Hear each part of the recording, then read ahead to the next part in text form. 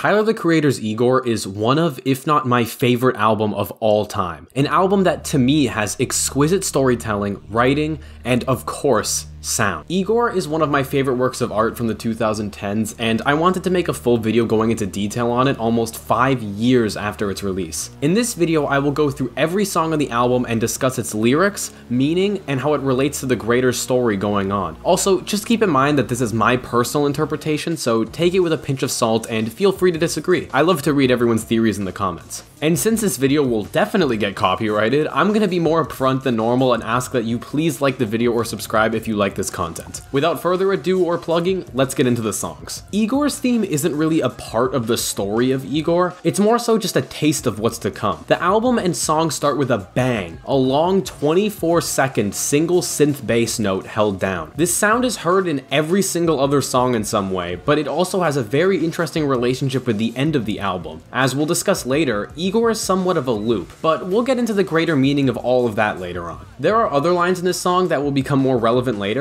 but for now, all Igor's theme is a super catchy and groovy way to start an album with such a unique sound. Earthquake begins suddenly, as every other song on this album does. The song represents the beginning of Tyler's relationship with his soon-to-be love interest. Well, he doesn't call it love yet. He says that his world is being shaken up by this boy. He makes Tyler's earthquake. Interestingly, Tyler suddenly begins begging the person not to leave, saying that it's his fault. From a lyrical perspective, this is a funny double entendre, with the obvious meaning of the other person leaving being his fault, but the other interpretation that Tyler is causing a fault in their relationship, similar to an earthquake. He's also seemingly admitting here that he has trouble with love, and if the relationship doesn't work, it's all on him. He takes up all the responsibility of the relationship, likely because at this point, the other person doesn't even believe it to be a relationship. Cardi's lyrics are up next, and they're basically indecipherable, a fact that Tyler himself admits, saying on the official lyrics, Cardi lyrics could not be transcribed. Tyler then begs his potential lover for confirmation on his feelings, saying that he wants to know what's happening because he's for real, wondering if his love interest can say the same too. Towards the end of the song, Tyler admits that he wants the relationship, but he just seems too scared to come out and ask. This is likely because he's worried about what the other person will say. He's looking for them to confirm it rather than just going out and doing it himself. He's almost creating his own downward spiral, an action that, while illogical, is something that many people do. The song concludes with Tyler once again begging the person not to leave, planting the seeds of what would become a very destructive and negative relationship. Earthquake presents us with a very insecure person wanting to get into a relationship with someone who doesn't presently seem interested. Tyler in this song is already pretty desperate, but that will only worsen as we get further into the album. Now, let's move on to the next song. I Think is our first confirmation that Tyler is in love with the boy he was singing about in Earthquake. While in Earthquake, the situation could potentially be played off as just really close friends, I Think confirms that Tyler wants more out of this relationship. This is also the beginning of another theme, that being that Tyler seems to be almost angry at the boy for making him be in love with him. In I Think, Tyler raps, "What the fuck is your motive?" Tyler is almost angry at his love interest for making him feel this way. Although for now, he isn't necessarily angry or feeling any negative emotions towards this person, just those feelings. In the second verse, Tyler says, "I'm your puppet, you are Jim Henson," a theme that would be expanded on in the album as a whole, but especially in the song appropriately named Puppet. Besides these few interesting lyrics, I Think mostly serves as a way to move the story further into proper romance. The rest of the song is entirely a beautiful chorus sung by Tyler and Solange with an amazing sample. I would say this is probably the least aggressive sounding song on Igor, which makes sense with its themes. The same cannot necessarily be said for the upcoming songs. This song is different from all the others in the sense that it isn't really 100% a song. It differs between whether you're listening on the digital version or the physical version. First, we'll go through the digital version. The digital version is a 14-second interlude. The interlude is Gerard Carmichael saying the title of the song, combined with him talking about how there's seemingly always an obstacle. This interlude foreshadows the rest of the album to a certain extent, but also Gerard Carmichael's current life with Tyler. The first part foreshadows how Tyler would eventually leave his lover, just to end up chasing them once again. The second part foreshadows how Tyler would view his lover's relationship as an obstacle for their love. The interlude is further expanded upon in the song Boyfriend, which is only on the physical versions of the album. In Boyfriend, Tyler goes goes into more detail about the specificity of the relationship and where it currently stands. Considering that this song comes right after I Think, we see the beginning stages of Tyler beginning to get his lover to fall for him,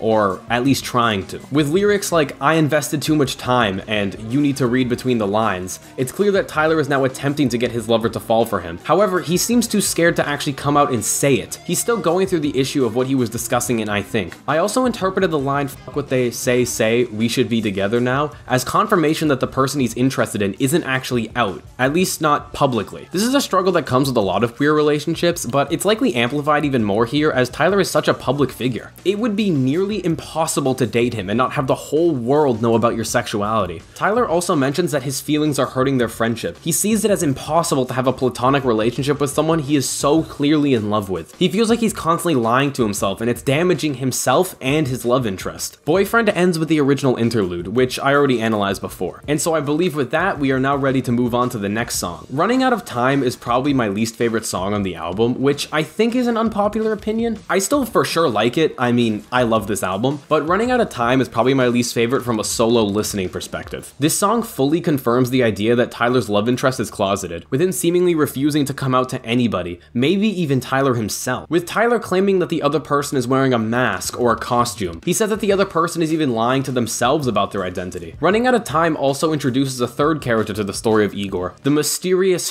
Her. The Her described here is not talked about in a good way, with Tyler saying, "I need to get her out the picture." This person would end up becoming a recurring character throughout the album. There's seemingly someone who has or had a relationship with the boy Tyler is interested in. More context is given on this person in the coming songs, however, so we'll discuss that when we get there. The main themes of Running Out of Time is that Tyler feels like his love interest is seemingly getting interested in someone else. He's running out of time, but not to ask the boy out, to make him love Tyler. As discussed in almost every song before this point, Tyler is terrified to make the first move, leaving him in a state of anger and depression as he waits for the other guy to ask him out first. From a musical perspective, Running Out of Time is also very sudden and quick towards its beginning, with it probably being the most intense song so far. But that was only a little prelude to the next song on the album. New Magic Wand is probably the most outwardly violent song on the album, not something typical on a love/breakup record. The song is reminiscent of IFHY from Wolf, but in a way that's even more intense. The song is about Tyler, hypothetically of course, killing his lover's ex that the boy is seemingly still interested in. While this is never directly said, Tyler excellently uses a lot of metaphor and analogies to leave no questions asked about what he wants to do. The first lyric, "Sometimes you gotta close a door to open a window," shows what Tyler thinks of his plan. By closing a door, killing the girl, he will open a window, a new relationship. Tyler once again talks about how if this girl dies, he will undoubtedly get into a relationship with the boy. He relates what is likely a gun to a new magic wand. By making her disappear, like a magician, his relationship will magically exist with his love interest. Tyler is seemingly trying to find something to blame for why the boy doesn't love him. He can't admit that perhaps he just doesn't like Tyler back. There are two ways to interpret the lyrics. Either Tyler is right and the boy does love him back, but doesn't want to date him due to not wanting to come out or because of his ex, or Tyler is making this all up due to him trying to justify something that doesn't always need justification. Tyler once again begs the boy not to leave him, similar to an earthquake. However, this time he doesn't say that it's his fault. He has now shifted the blame onto a third party, the ex-girlfriend. While she's discussed previously, New Magic Wand is the peak of Tyler's hatred for her. Tyler also goes into more detail about the plan, with it being to hold them both at gunpoint and asking his love interest to pick between Tyler and his ex. If he doesn't make a choice, Tyler will kill both of them. This is further showing how desperate Tyler is to hear what the boy thinks of him, with him considering holding him at gunpoint just to hear him say that he likes Tyler. New Magic Wand finishes off with Tyler seemingly ready to go through with his plan. There isn't any real hesitation in his voice. However, I think it's obvious that even in his fragile mental state, the character of Igor wouldn't kill another person, and so these deeply harbored negative emotions lead us into the second half of the album. A Boy is a Gun is a mark of a couple of things. First off, it's the halfway point of the album, indicated clearly by the asterisks and the fact that it's where the vinyl's B-side begins. The reason I believe that the halfway point of the album was marked is because this is the point where Tyler stops trying to get the boy to love him back. At this point, the album focuses more on Tyler's broken mental state. As we'll see later, Tyler doesn't really have contact with the boy for most of the story from this point on. It represents, to a certain extent,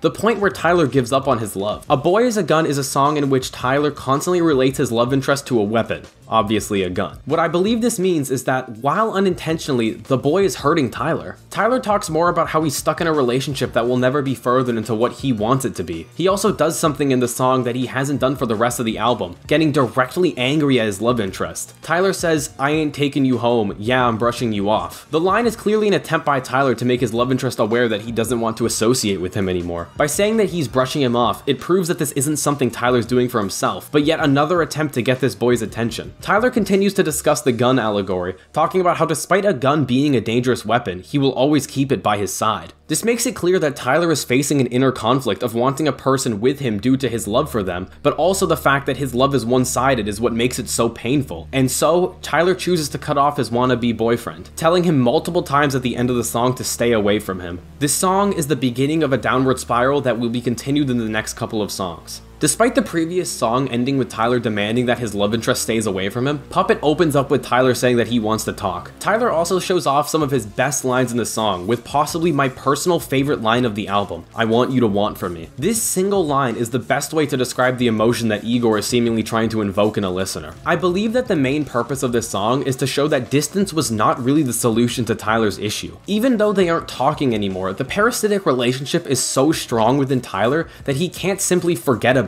it. The distance is making Tyler desire more than ever that the boy will reach out to him. He keeps saying that he'll do whatever the boy needs, no matter what the request may be. Tyler can even admit that this behavior is bad, with him saying, "I'm starting to wonder, is this my free will or yours?" Kanye is also on this song, being one of the most obvious features on the album to me. It's interesting to hear Ye on here because a lot of the album was obviously inspired by him, especially songs like "A Boy Is a Gun." Unless I'm wrong, I also believe that this is the most recent song with these two on it. His verse is quite short, and frankly a lot of it is indecipherable, made even worse by the fact that, once again, Kanye lyrics cannot be transcribed. The song concludes with some melodies over a nice beat, with one final line from Tyler, but at some point, you come to your senses. This line is somewhat of a precursor to the next song, which contains Tyler coming to his senses, but we'll talk about that when we get there. Since Puppet is a relatively short track without too many lyrics, it's hard to analyze further than what I've already said, but it serves an interesting and important step in Igor's journey, and it's a good intro into one of the best songs on the album to me. What's Good is one of my favorite songs on the album from a musical perspective. The song doesn't really move the story too far, but it does contain an important realization for Tyler. The entire first half of the song is mostly Tyler aggressively bragging, talking about how he doesn't have anxiety and he never questions himself. This is a clear contradiction to almost the entire album up to this point. Tyler has almost exclusively been talking about his anxiety and lack of self-confidence in regards to this boy. These lines likely referred to him overcompensating for his lost lover, discussing things like how he's successful as an artist and even calling himself a god. At one point he even refers to potentially being in another relationship,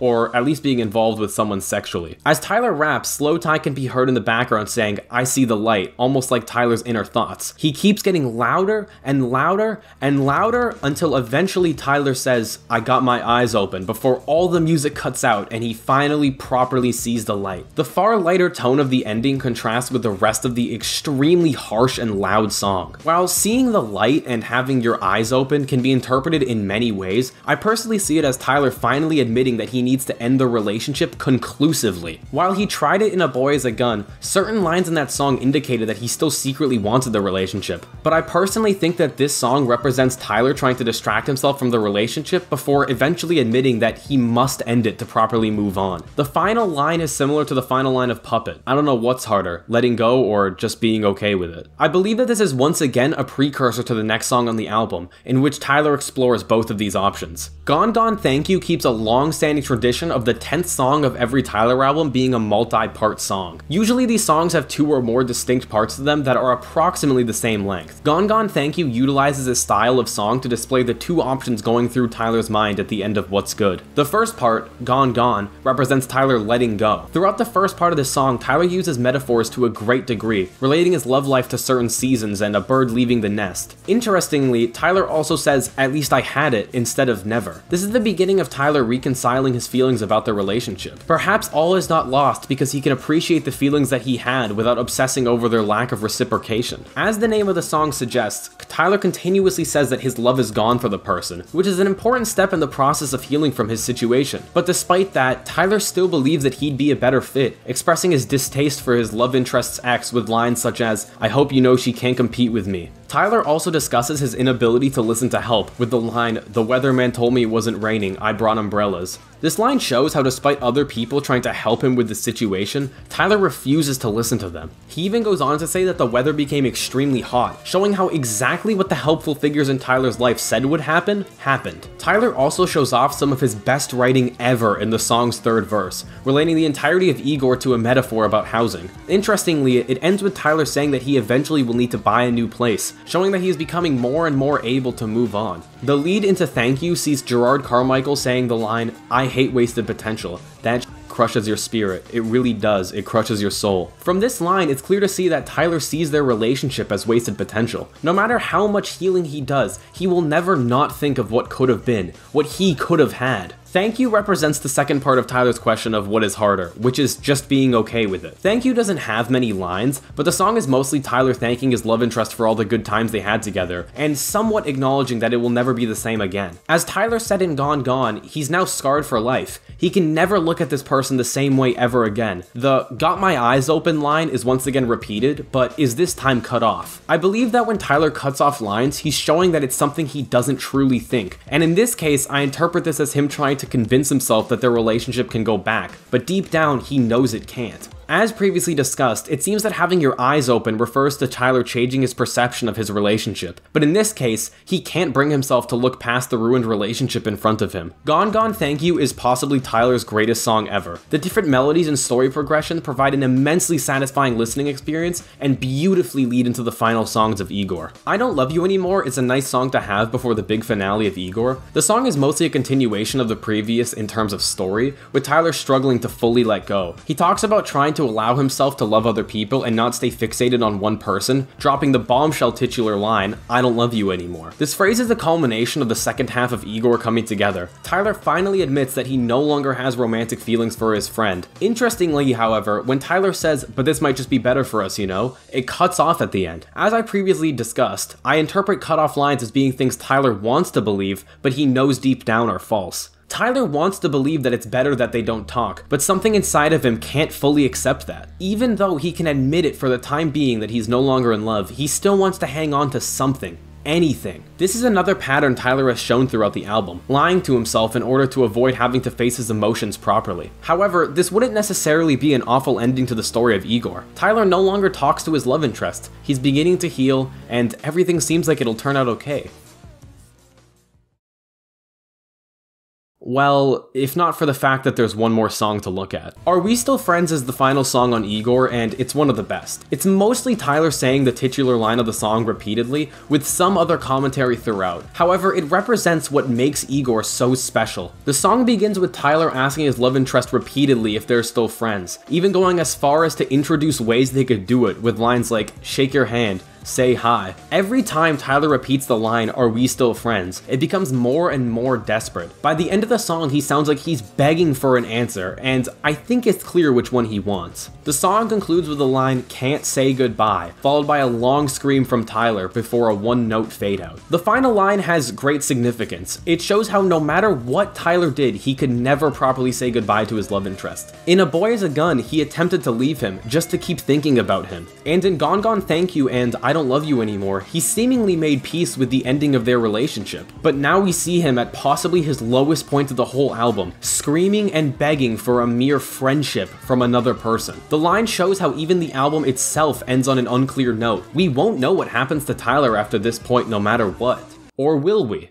You see, I have a theory here. It's pretty commonly known that Igor is a loop musically, as explored by the Dissect podcast. The final note is musically unsatisfied, however, when led into the intro note, it feels musically satisfied. This makes Igor musically a loop, but I believe that it can also be considered a loop in terms of story. As Tyler said, he can't say goodbye, and one of the only spoken lines in Igor's theme is, "Got my eyes open." This may be showing how Tyler is once again changing his perspective on their relationship, going back to how it was was at the beginning of the album, hopelessly in love. And looking back on it, certain lines of the album imply that it isn't Tyler's first time going through this cycle. The first spoken line of Earthquake is "for real this time," and in I Think he also says "this time I think it's for real." In Boyfriend he says "I invested too much time," despite it being the third song on the album. There are a few more examples of these implications, but I think you get the picture at this point. This loop shows the visceral cycle of what Igor represents. Tyler will never be able to escape this cycle unless the album ends before the final song. The fact that Tyler keeps going to this person is what causes the cycle to continue, and until his story both literally and figuratively ends on "I Don't Love You Anymore,"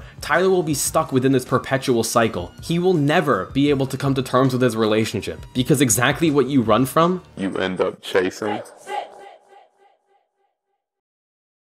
In conclusion, even 5 years later, Igor is one of my favorite albums of all time. I believe it to be one of the most solid and well thought out albums ever, with an amazing story and some of the best Tyler songs to date. I hope that this video helped you better understand the album, or at least my perspective on it, and I thank you greatly for watching. Also, just a mini announcement, if you want to see any behind the scenes stuff or just what I'm up to, you can follow my new Instagram. Link is in the description. Anyways, once again, thank you for watching and I will see you soon.